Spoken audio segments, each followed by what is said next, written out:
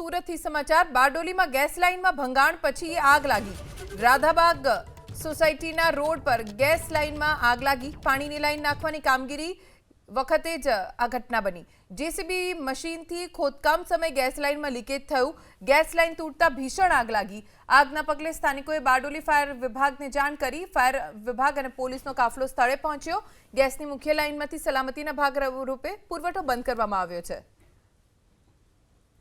JCB थी खोदकाम थई रह्युं हतुं अने ए ज वखते गैस लाइन तूटी गई, जेना कारणे गैस लीक थयो अने तरत ज आग लागी, जेना कारणे थोड़ा समय माटे भागदौड़ मची गई। पण तात्कालिक फायर विभाग स्थळे पहोंची गयुं। पोलीस पण घटना स्थळे पहोंच्या अने आगने काबूमां लई लीधी छे। पण थोड़ा समय माटे ज्यां सुधी आ पाइपलाइननुं समारकाम नहीं थाय त्यां सुधी गैस पुरवठो पण प्रभावित थई शके छे। सुरतथी समाचार बारडोलीमां गैस लाइनमां भंगाण पछी आग लागी। राधाबाग सोसायटीना रोड पर गैस लाइनमां आग लागी। पाણીની લાઇન નાખવાની કામગીરી વખતે જ આ ઘટના બની।